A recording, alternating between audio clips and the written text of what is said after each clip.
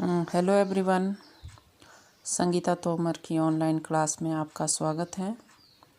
Dear student, ये video मैं 10+2 के हिस्ट्री के स्टूडेंट के लिए लेके आई हूँ और ये हमारा जो इतिहास का दूसरा चैप्टर है उसमें से है।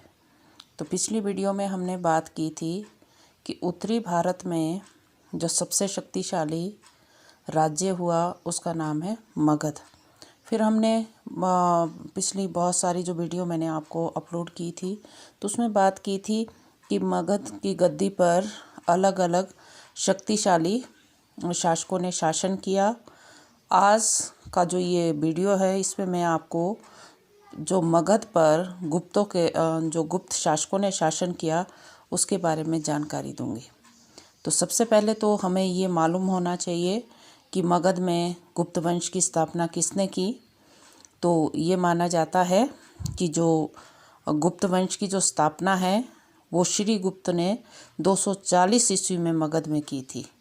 जी हाँ, और उसने 280 ईस्वी तक शासन किया था, मतलब 40 वर्ष तक मगध में शासन किया था। जो श्री गुप्त था उसके बाद उसका जो पुत्र था घटोत्कच, उसने 280 ईस्वी से 319 ईस्वी तक शासन किया था मगध में। लेकिन यहाँ पर जो एक चीज़ बहुत इम्पॉर्टेंट है, ध्यान में रखने योग्य, वो ये है कि जो ये दोनों शासक थे ये एक अधीनस्थ मतलब अधीनस्थ जो शासक होते हैं उसके रूप में कार्य कर रहे थे। मतलब इन्होंने अभी तक अपने आप को महाराज की उपाधि से मतलब सुशोभित नहीं किया था, मतलब महाराज की उपाधि नहीं धारण की थी। और घटोत्कच का जो पुत्र हुआ चंद्रगुप्त प्रथम, वो 320 ईस्वी में सिंहासन पर बैठा और वो पहला ऐसा शासक था जिसने कि अपनी स्वतंत्रता की घोषणा की और महाराजाधिराज की उपाधि धारण की। तो यहाँ पर जो एक चीज़ मैं आपको बता रही हूँ, अधीनस्थ डियर स्टूडेंट, यहाँ पर आपको एक चीज़ मालूम होनी चाहिए कि इस जो ये दो शासक हुए चंद्रगुप्त प्रथम से पहले श्रीगुप्त और घटोत्कच, जब ये गद्दी पर बैठे तो उस समय राजा कोई और था और ये सिर्फ उनके अधीन ही छोटे राजा के रूप में कार्य कर रहे थे। लेकिन चंद्रगुप्त प्रथम ऐसा शासक बना जिसने कि अपने आप को पूरी तरह से स्वतंत्र घोषित किया और महाराजाधिराज की उपाधि धारण की और उसने ही जो गुप्त संवत है हमारा वो उसको भी चलाया और उसने 335 ईस्वी तक शासन किया।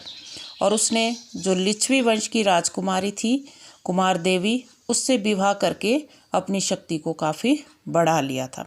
तो जो मगध के अतिरिक्त जो उस समय मतलब चंद्रगुप्त प्रथम के समय में जो दूसरे जो राज्य थे जैसे बंगाल, बिहार, अवध, इलाहाबाद, इन सब क्षेत्रों पर भी उसने अपना अधिकार कर लिया था। तो इस तरह से गुप्त वंश का भारत में उत्थान हुआ और इन कारणों से जो ये सारे कारण जो हमने पढ़े कि चंद्रगुप्त ने अपने आप को स्वतंत्र शासक की घोषणा की, तो इससे ये माना जाता है कि जो चंद्रगुप्त प्रथम है वही गुप्त वंश का वास्तविक संस्थापक था। तो अब यहाँ पर एक चीज़ और जो है मोस्ट इम्पॉर्टेंट, कि जो ये गुप्त शासक हुए और जो भारत में जो ये गुप्त साम्राज्य की जो स्थापना की गई, इन सब की जानकारी हमें किन सोर्सेज से प्राप्त होती है। तो यहाँ पर आज का जो वीडियो है ये मैं जितने भी हमारे गुप्तकालीन स्रोत है उसके बारे में लेके आई हूँ कि हमें किन स्रोतों से गुप्त काल के बारे में जानकारी प्राप्त होती है। तो डियर स्टूडेंट, इसको अलग अलग इसमें बांटा गया है, कुछ साहित्यिक स्रोत है, कुछ सिक्के है, कुछ भवन है। तो इस तरह से इसको अलग अलग भागों में बांटा गया है। तो सबसे पहले हम कौन कौन से ऐसे हमारे पास लिटरेचर है या कौन कौन से हमारे पास साहित्यिक स्रोत है जिससे कि हमें गुप्त काल के बारे में जानकारी मिलती है। तो यहाँ पर सबसे पहले बात करते हैं पुराण।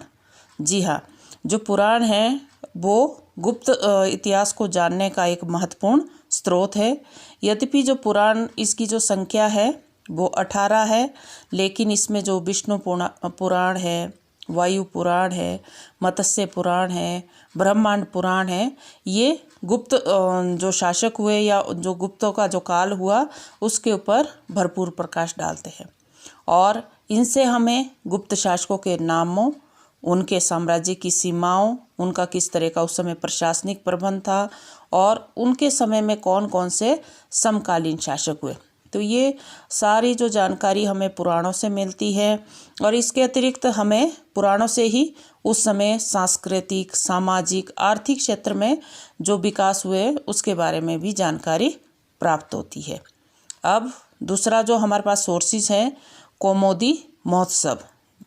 तो जो ये कौमुदी जो महोत्सव है डियर स्टूडेंट, ये एक नाटक है और इसकी रचना 340 ईस्वी में बज्जिका नामक एक लेखिका ने की थी।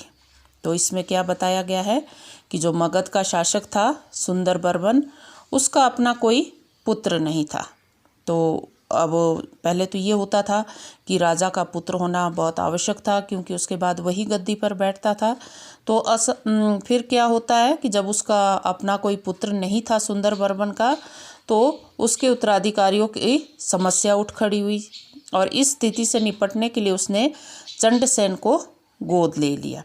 लेकिन संयोग से मतलब कुछ समय बाद राजा के घर भी कीर्तिवर्मन नामक का एक पुत्र उत्पन्न हो गया।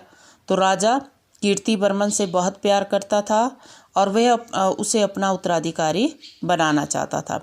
तो इस कारण जो चंडसेन था, जो राजा का जो गोद लिया हुआ पुत्र था, वो अपने पिता के विरुद्ध हो गया। तो इस युद्ध में जो सुंदरबर्मन था वो मारा गया और चंडसेन सिंहासन पर बैठ गया। तो इतिहासकार ये मानते हैं कि जो ये चंडसेन है यही चंद्रगुप्त प्रथम था। और ये जो नाटक है ये गुप्त काल के उत्थान के बारे में महत्वपूर्ण प्रकाश डालता है। अब इसके बाद एक और नाटक है मृच्छकटिक। जो ये मृच्छकटिक है इसकी जो रचना है शूद्रक ने की थी और इसमें भी हमें जो उस समय गुप्त काल के समय की जो सामाजिक दशा है उसके बारे में जानकारी प्राप्त होती है। और इसके अतिरिक्त ये गुप्त काल के न्याय व्यवस्था पर भी प्रकाश डालता है। अब इसके बाद जो दूसरा सोर्स है हमारे पास देवी चंद्रगुप्तम। ये भी एक नाटक है जिसकी रचना विशाखा दत्त ने की थी विशाख दत्त ने की थी और ये नाटक हमें अपने मूल रूप में उपलब्ध नहीं है। इस नाटक से भी हमें पता चलता है कि जो समुद्रगुप्त हुआ, गुप्तों का जो महान सम्राट, उसका जो पुत्र हुआ रामगुप्त, वो सिंहासन पर बैठा और रामगुप्त एक शक शासक से पराजित हो गया था। तो दोनों के मध्य में एक संधि हुई थी और इस संधि में रामगुप्त ने अपनी जो पत्नी ध्रुव देवी को उस शक शासक को देना मान लिया था। तो रामगुप्त का जो छोटा भाई था चंद्रगुप्त, वो इस अपमान को सहन ना कर सका और उसने जो अपने भाई की जो पत्नी थी तो उसने ध्रुव देवी के भेष में शक शासक का कत्ल कर दिया और स्वयं जो ये क्या कहते सिंहासन था उसको संभाल लिया। तो शीघ्र ही उसने अपने जो कायर भाई था रामगुप्त उसको भी मौत के घाट उतार दिया और स्वयं ध्रुव देवी से विवाह कर लिया। लेकिन कुछ इतिहासकार इस चीज़ को सत्य भी नहीं मानते हैं। अब इसके बाद जो हमारे पास दूसरा जो सोर्सेज हुआ है वो है मुद्रा राक्षस। तो जो मुद्रा राक्षस है ये भी एक नाटक है और इसके जो रचयिता है वो विशाख दत्त है। जो हमने एक पहले भी नाटक पढ़ा था देवी चंद्रगुप्तम, वो भी विशाख दत्त की ही रचना है और ये भी मुद्रा राक्षस भी उन्हीं की रचना है। तो ये नाटक भी हमें मूलतः मौर्य वंश पर प्रकाश डालता है, किंतु फिर भी हमें गुप्त वंश की स्थापना इससे जो पता लगता है उस समय के जो लोगों की धार्मिक तथा जो विभिन्न जातियों के बारे में जानकारी मिलती है। फिर उसके बाद जो गुप्तों का जो सबसे महान जब गुप्त काल था तो उस समय जो महान कवि और जो उस समय का जो नाटककार हुआ तो उसकी जो बहुत सारी रचनाएं जिसका नाम है कालिदास, तो उन रचनाओं से भी हमें गुप्त वंश के बारे में जानकारी प्राप्त होती है। जी हाँ, जो कालिदास है वो गुप्त काल का बहुत बड़ा एक तरह से कवि और नाटककार हुआ और उसने अपनी बहुत सारी रचनाएं अभिज्ञान शकुंतलम, मालविका, अग्निमित्र, विक्रमोवंशीय और रघुवंश, ये उसकी सारी रचनाएं थी और इनसे हमें गुप्तकालीन इतिहास तथा उस समय की जो सामाजिक और धार्मिक दशा है उसके बारे में जानकारी प्राप्त होती है। इसके बाद कामसूत्र, ये भी एक प्रसिद्ध ग्रंथ जिसकी जो रचना है वो बात्स्यायन ने की थी और इस ग्रंथ से भी हमें गुप्त काल के जो वेशभूषा, आभूषण, मनोरंजन के साधनों, ललित कलाओं तथा नागरिक जीवन के बारे में जानकारी प्राप्त होती है। जो अगला हमारा सोर्स है वो है हर्ष चरित्र। जो हर्ष चरित्र है इसका जो लेखक है वो हर्षवर्धन का राजकवि बाणभट्ट था। वह वास्तव में कन्नौज के शासक हर्षवर्धन की जीवनी है ये हर्ष चरित्र, किंतु इससे फिर भी हमें गुप्त काल के बारे में जानकारी प्राप्त होती है। नीतिसार, जो नीतिसार है ये इस ग्रंथ का जो लेखक है कमद्दक है और इसने भी गुप्त काल की राजनीतिक और शासन व्यवस्था के ऊपर बहुमूल्य जानकारी दी गई है। अब इसके बाद जो एक विदेशी यात्री भारत में आया था गुप्त काल में, उसका नाम है फायान। तो जो डियर स्टूडेंट, फायान जबकि चीनी यात्री था और वे बौद्ध धर्म का अध्ययन करने के लिए चंद्रगुप्त द्वितीय के शासनकाल में भारत आया था और भारत में वो 405 ईस्वी से 411 ईस्वी तक रहा और उसने यहाँ पर जो कुछ भी अपने आँखों से देखा उसको उसने अपनी पुस्तक फोकोकी में लिखा। तो ये फायान था उसने जो अपनी रचना या जो भी उसने पुस्तक लिखी तो उसके पीछे केवल उसका धार्मिक उद्देश्य ही था, लेकिन फिर भी हमें उसकी जो रचना से गुप्त काल की राजनीतिक, सामाजिक और आर्थिक दशा के बारे में भी जानकारी मिलती है। तो ये तो थे गुप्त काल के कौन से साहित्यिक स्रोत। अब इसके बाद बात करते हैं सिक्के कि सिक्के किस तरह से गुप्त काल के बारे में प्रकाश डालते हैं। तो डियर स्टूडेंट, हमें एक चीज़ पहले ही पता होनी चाहिए कि भारत में गुप्त जो शासक हुए वो पहले ऐसे शासक हुए जिन्होंने कि सबसे ज़्यादा सोने के सिक्के जारी किए और इसके अतिरिक्त कुछ सिक्के चांदी के, तांबे के भी उनके द्वारा जारी किए गए। और ये जो सिक्के थे इसमें गुप्त शासकों के नाम, उनकी उपाधियाँ और उनके शासनकाल, उनके चरित्र, उनकी सफलताएं, कला, भाषा और उस समय की जो आर्थिक दशा है उन सब के बारे में हमें बहुत महत्वपूर्ण जानकारी देते हैं। जैसे उदाहरण के तौर पे चंद्रगुप्त प्रथम के जो राजा और रानी के नाम के सिक्कों पर उनकी तथा रानी कुमार देवी की जो एक फ़ोटो बनाई गई थी और इसकी दूसरी ओर लिच्छवी शब्द लिखा गया था। तो इससे ये पता चलता है कि जो चंद्रगुप्त प्रथम उसने लिच्छवियों के साथ अपने वैवाहिक संबंध स्थापित किए हुए थे और समुद्रगुप्त को जो वीणा के साथ सिक्के पर जो उसका वो चित्र दिखाया हुआ है वो ये दर्शाता है कि जो समुद्रगुप्त था वो संगीत का प्रेमी था। और इसी प्रकार उसने अश्वमेध यज्ञ के जो सिक्के जारी किए उससे पता चलता है कि वो एक बहुत पराक्रमी था। तो इस तरह से जो सिक्के हैं वो हमें गुप्त शासकों के बारे में बहुत सारी जानकारी देते हैं। जैसे उनकी अर्थव्यवस्था अच्छी थी तभी तो उन्होंने सोने और चांदी के सिक्के जारी किए, जबकि बाद में बहुत सारे गुप्त शासकों ने तांबे के सिक्के भी जारी किए। तो उससे ये पता चलता है कि अब उनकी जो अर्थव्यवस्था थी अब उसमें गिरावट आ चुकी थी।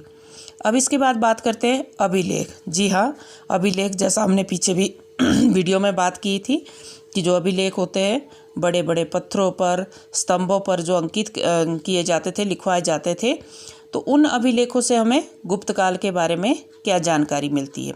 तो यहाँ पर मतलब एक अभिलेख मिला है समुद्रगुप्त का जिसको कि इलाहाबाद स्तंभ लेख और जिसे प्रयाग प्रशस्ति के नाम से भी जाना जाता है। तो उसमें समुद्रगुप्त की सफलताओं के बारे में जानकारी मिलती है। फिर उसके बाद स्मारक, जो उस समय की बहुत सारे जो बिल्डिंग्स और मंदिर मिले हैं, जैसे मंदिरों में देवगढ़ का दशावतार मंदिर, भूमरा का शिव मंदिर, नचना का पार्वती मंदिर, तिगवा का विष्णु मंदिर, ये सारे उस समय के जो उत्कृष्ट कला का नमूना प्रस्तुत करते हैं और इससे हमें गुप्त काल के कला के क्षेत्र में जो अनेक विकास हुए उसके बारे में भी जानकारी देते हैं। तो गुप्त काल का सारनाथ और मथुरा में जो बनी हुई मुख्य मूर्तियाँ, ये भी गुप्त शासकों के धार्मिक सहनशीलता का स्पष्ट प्रमाण है। अजंता, एलोरा और बाघ की गुफाओं में बने चित्र भी गुप्त काल के बारे में हमें बहुत सारी जानकारी देते हैं। तो आज के वीडियो में बस इतना ही। इसी के साथ जय हिंद, जय भारत।